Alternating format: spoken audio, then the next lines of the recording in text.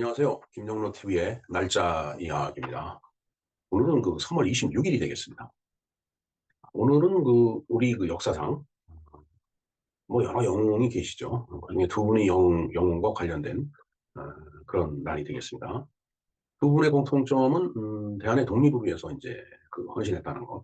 그리고 차이점이라고 하면 이제 한 분은 태어난 날이고 한 분은 순국을 한 날이 되겠습니다. 한 분은 이승만 대통령이고 또 다른 한 분은 안중근 의사가 되겠습니다.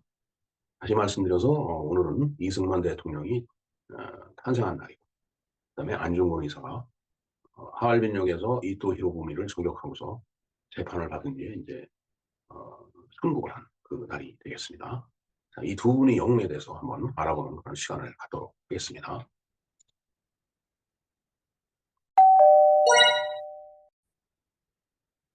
네, 오늘이 이제 3월 26일인데 바로 이승만 대통령이 이제 탄생한 날입니다. 그런 의미에서 우리가 이승만 대통령에 대해서 좀 어, 그분이 어떤 분인지 명확하게 우리가 좀 알아둘 필요가 있을 것 같아요. 자, 이승만 1875년 3월 26일 날 태어나서 1965년 7월 19일 날 이제 돌아가셨네요. 이승만 대통령은 대한민국 임시정부의 초대 대통령이자 마지막 주석을 거쳐 대한민국의 1, 2, 3대 대통령으로 재임을 하신 분이에요. 통상적으로 임시정부 하면은 이제 김구 주석, 우리가 이렇게 이제 인식을 하고 있는데, 초대 대통령, 임시정부의 초대 대통령은 이승만 대통령이었어요. 네? 그리고 또 마지막으로 이제 주석을 하시고, 그 다음에 이제 해방이 되고, 건국이 되고, 이제 그러면서 대한민국의 초대 대통령이 되었고, 두 번째, 세 번째까지 이제 대통령을 이제 하신 거죠. 네. 음, 근데 이제 이렇게 3대 이렇게 했다라고 해서 독재자 이렇게 얘기를 하거든요. 사실은, 언젠가 이제, 어떤 단체 모임에서 이승만 대통령에 대해서 이제 토론하는 데가 있었을 때 잠깐 참석을 했었습니다. 근데 그때 이제 뭐, 느낌을 좀 얘기하라고 그래서 이제 저한테 마이크가 왔길래 제가 그런 말씀을 드렸어요. 음, 이승만 대통령은 독재자로 기억이 된다. 어? 왜? 그냥 그렇게 배웠다 이거예요. 그러니까 뭔가 우리 교육이 뭔가 잘못된 거예요, 지금. 어떻게 대한민국의 초대 대통령을 그렇게만 두르고 매도를 해야 되는 건지.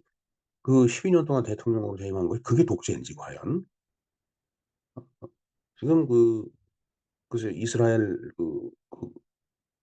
테라비브에 있는 공항이 벤구리온 공항이죠. 그 건국에 초석을 쌓은 사람들이에요, 그분들이. 그분 이름을 따서 이제 공항 이름을 짓고, 뭐 미국 같은 경우도 뉴욕 공항이 존 F 케네디 공항이잖아요, JFK라고.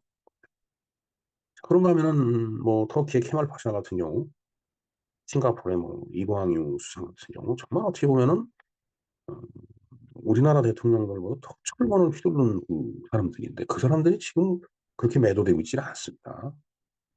훨씬 더 긴 시간 동안 그 자리에 머물러 있었음에도 불구하고 정말 우리가 이건 음, 다시 생각하고 다시 가르치고 다시 배워야 될 그런 대목 아닌가 이렇게 생각을 합니다. 예, 뭐 처음에 너무 이제 서론이 길었는데 그래서 1949년에 건국훈장 대한민국장이 서훈이 되네. 1948년에 건국을 했으니까 초대 대통령을 했으니까 당연히 뭐 건국훈장을 받는 게 도리라고 생각을 합니다. 그다음에 대한민국에서 12년 동안 대통령으로 재임을 했네요.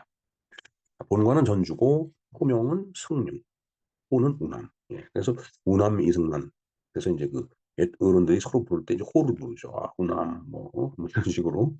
음, 그래서 종로가에 가면 여기 이화장이 있죠. 이화장. 거기가 이제 지금 이승만 대통령이 머물던 곳이었기 때문에 한 번인가 거기 이제 들른 적이 있었는데, 음, 그래도 그분들이 그냥 소박하게 살았던 분이라고 봅니다. 사실은 뭐 아방궁을 꾸며놓고 사는 것도 아니고. 네, 세 번째 보겠습니다. 황해도 평산군에서 양녕대군이 반기의 16대 손으로 출생을 했다. 네, 전주이시기 때문에 그렇죠. 네. 자, 구한말 시절 독립신문과 협성회 회복의 주필을 지냈고 독립협회 활동 등 계몽운동을 하였고 왕정 폐지와 공화국 수립을 도모하였다는 반역죄로 한성 감옥에 투옥이 됐다. 우리가 그 갑신정변, 갑오경장, 우리가 이런 그 역사적인 그 사건들을 보는데 그러한 사건들이 그 조선을 근대화시키기 위해서 바로 이제 저런 개념을 도입하려고 그냥 노력을 했던 거예요. 근데 이제 그게 반역이 되는 거죠. 그때 당시가 이제 고종 입장에서 봤을 땐 참 괘씸한 거죠. 그러니까 이제 감옥에 투옥이 되는 겁니다. 근데 저걸 보고서 저걸 놓고서 이 감옥에 있었던 죄인이니 뭐니 이런 식으로 이해를 한다는 건 잘못되는 거예요. 왕정을 폐지하고 공화국을 수립하겠다라고 했는데 이거 엄청난 이 생각의 변화거든요, 진짜. 노예 같은 삶에서 민주주의 국가로 가겠다라는 그런 발상인데 이걸 그때 당시는 당연히 반역죄겠죠. 응? 근데 지금도 우리가 그렇게 의식을 하고 인식을 한다라고 하는 것은 잘못된 거다라는 말씀을 드립니다. 자, 수감 시절 기독교로 개종을 하고 옥중 계몽 활동을 하고 독립정신을 저주를 했다라고 돼 있네요. 그때 저는 감옥에 가보질 않았는데 언젠가 제가 그런 얘기를 했죠. 뭐 해보지 못한 일 중에 하나가 이제 감옥 가는 일인데 감옥도 가볼 필요도 있겠다라는 그런 얘기를 했더니 근데 무슨 정신 나간 소리 이랬는데 뭐 그 생각이 아직 변함은 없습니다.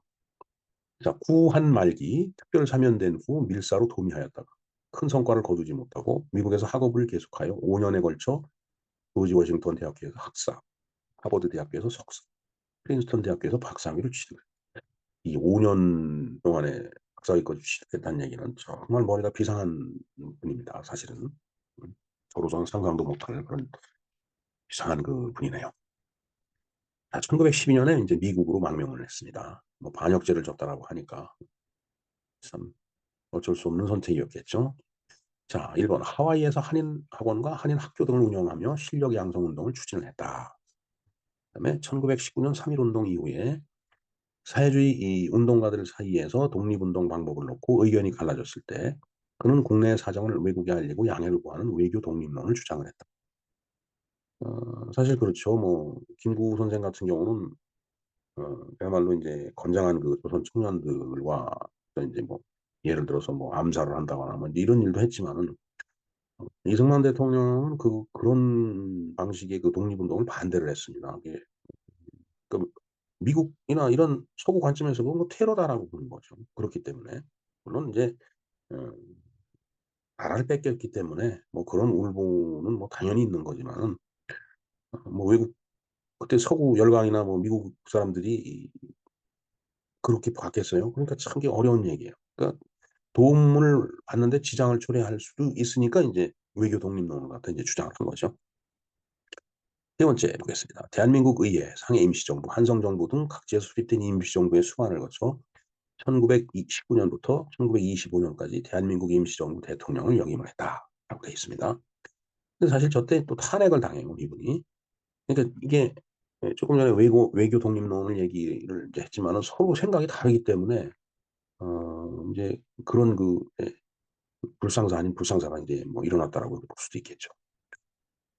그다음에 1919년부터 광복때까지 구미위원회 부위원장, 주미외무행서 외무위원장, 그다음에 주미외교위원부 위원장 등을 역임하며 주로 미국에서 국제 외교 중심의 독립운동을 펼쳤다. 이게 이제 이승만 대통령의 외교 아니 저 독립 운동 노선이었던 거예요. 그다음에 이제 일제시대 중후반에는 일본 내막기 Japan Inside Out 굉장히 유명한 책이라고 되어 있습니다. 지금 이걸 저술을 하는 등 그러니까 여기서 이제 일본이 언젠가는 미국을 침략을 할 거다라고 그렇게 경고를 한 거예요. 근데 실제로 그런 일이 일어났죠.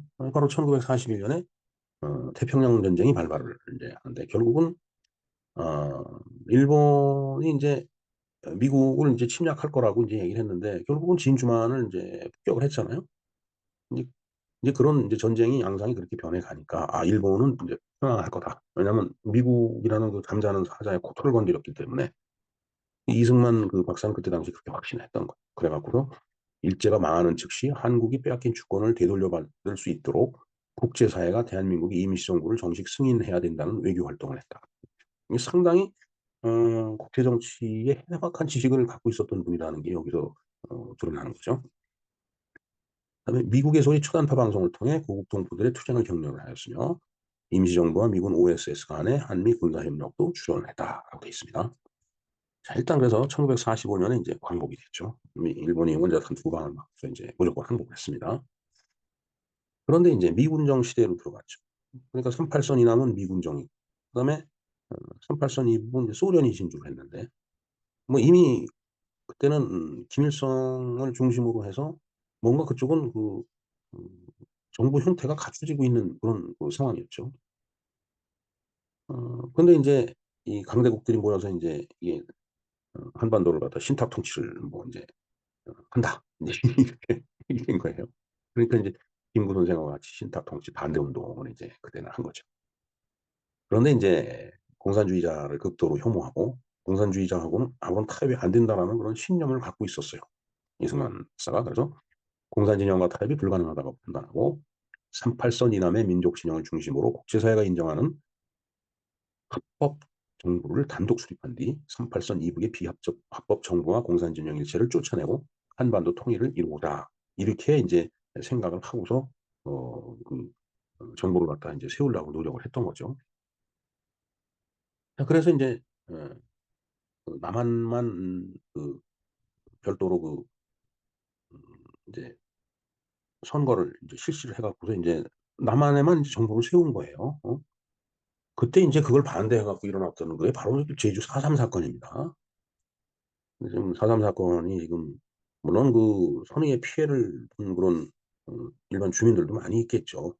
그러나 근본적인 것은 공산주의자하고 싸움이었기 때문에 우리가 4.3이라고 하는 것은 그냥 민감한 문제고 지금 같은 식으로 해결하는 건 조금 바람직하지 않다라고 저는 봅니다. 어찌 됐든 그건 또 인제 별도의 문제고 건국과 동시에 1948년 8월 15 일이 인제 건국이 된 거니까 1948년 지원 국회의장을 지냈으며 그해 대한민국 초대 대통령이 당선이 됐다.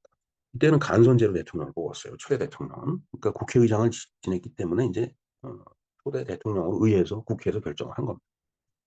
그리고 냉전 시대가 펼쳐졌죠, 미국하고 소련하고. 그러니까 냉전 시대에 발맞춰서 반공 자유민주 시장 경제 체제에 대한민국의 토대를 마련했다. 이게 지금 자유민주화 시장경제 체제를 채택했다라고 하는 건 정말 어 정말 참 천우신조라고 저는 봅니다, 진짜. 이승만 대통령이 아니었으면은 지금 어떤 체제가 됐을는지 몰라요. 자, 그러면서 인제 1949 년에 노상 농지개혁법을 지정을 했죠. 그래서 유상 몰수, 유상 분배 이렇게 농지개혁을 했어요. 그리고 나서 1950 년에 6.25 사변이 일어났죠.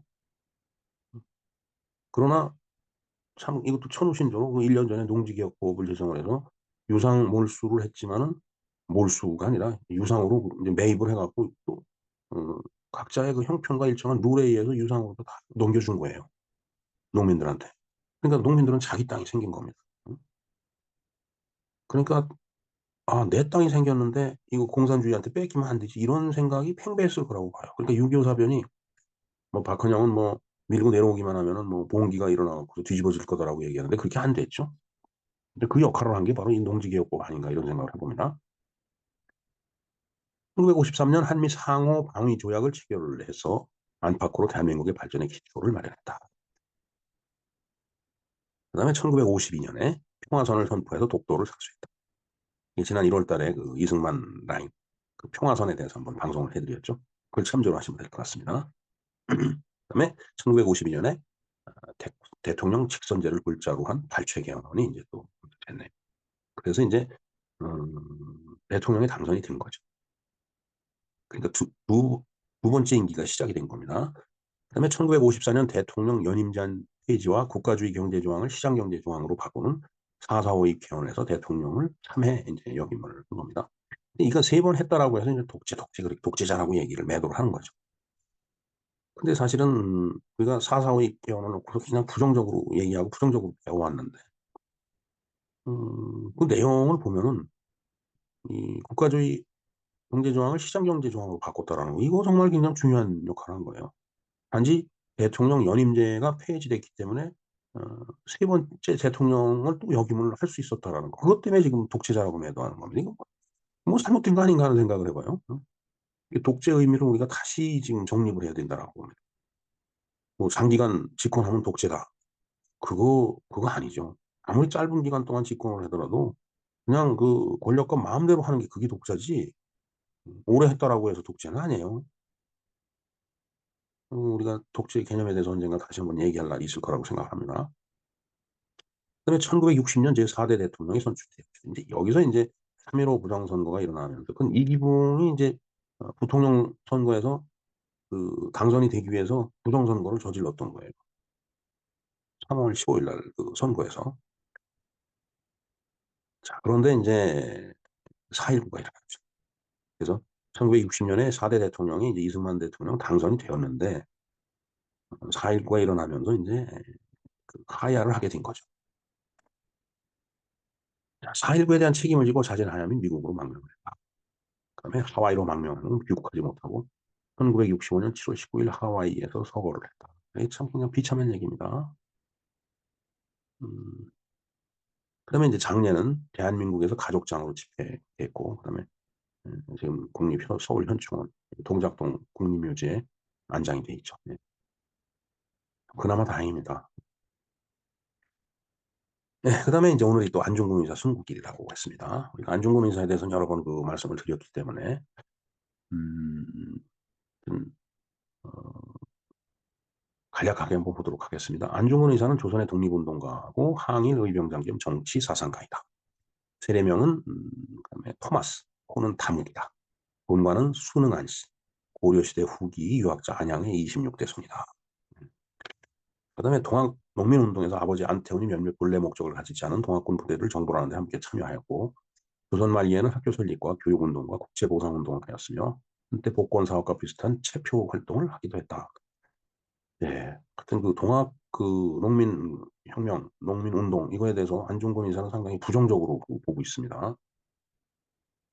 이제 동학을 다룰 때 한번 말씀을 다시 드리기로 하죠. 네. 다섯 번째 볼까요? 1909년 우덕순, 유동화, 조도선과 소수의 결사대를 조직해서 만주 하얼빈역에서 조선 초대 통감 이토 히로부미를 암살을 했죠. 준비를 한 거죠. 그리고 1909년 10월 26일 하얼빈역에서 잠입하여 역전해서 러시아군의 사열을 받는 이토 히로부미를 9시 30분에 저격을 했으며, 러시아 제국군 헌병에게 붙잡혀 일본 총영사관으로 넘겨져 재판 관할권인 일본에 넘겨졌다. 그리고 1910년 3월 26일 오전 10시에 살인 죄형으로 여순 형무소에서 교수형에 처해져서 이제 순국을 했는데 그게 바로 오늘이다라는 얘기가 되겠습니다. 네, 오늘은 그 이제 우남 이승만 대통령의 탄생일이자 다목 안중근 의사의 순국이라고 말씀을 드렸죠. 그래서 그 이승만 대통령에 대해서 조금 자세하게 이제 한번 우리가 알아보고, 그다음에 안중근 의사 뭐 여러 번 그 안 의사에 대해서 말씀을 드렸듯이 간략하게 한번 살펴봤는데, 참 어찌됐든 참 이 두 분이 모두가 만국조선의 그 시간 축에 서 있었던 어 역사적인 그런 사건을 일으킨 인물들이 아니었나 이런 생각을 해 봅니다. 자, 내 나라 내 결의 먼 훗나루에서 하느님께서 예비 주셨던 인물들이 아니었나 이런 생각을 해 봅니다. 정말 저런 두 분의 선열들이 없었다면 대한민국의 역사가 또 어떻게 변했을는지 알 수가 없는 그런 일이 아닐까 이렇게 생각을 해 봅니다. 그래서 한편은 기쁘고 한편은 또 눈물이 나죠. 안타까워서. 네, 이렇게 이승만 대통령과 안중근 의사에 대해서 공부를 해 봤습니다. 예, 김영로 TV의 김영로였습니다. 감사합니다.